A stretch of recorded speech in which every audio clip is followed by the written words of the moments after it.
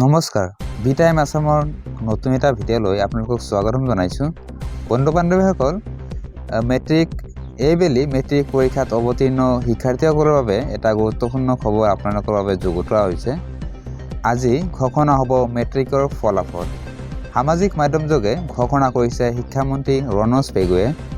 পুৱা 10:30 বজাত ঘোষণা হ'ব মেট্ৰিকৰ ফলাফল। পৰীক্ষাত অৱতীৰ্ণ হৈছিল 4,29,448 গৰাকী পৰীক্ষাৰ্থী আৰু 944টা পৰীক্ষা কেন্দ্ৰত এই পৰীক্ষা অনুষ্ঠিত হৈছিল। আজি পুৱা 10:30 বজাত ঘোষণা হ'ব মেট্ৰিকৰ ফলাফল। কিছু সময় পূৰ্বে শিক্ষামন্ত্ৰী ৰণোজ পেগুৱে নিজৰ ছ'চিয়েল মিডিয়া হেণ্ডেলত এইটো কথা প্ৰকাশ কৰিছে। SSLC results will be declared today. The time schedule is as follows. At 8 a.m. the board will be issue the notification, and at 10:15 a.m. they release the press notice, and at 10:30 a.m. they will publish the results.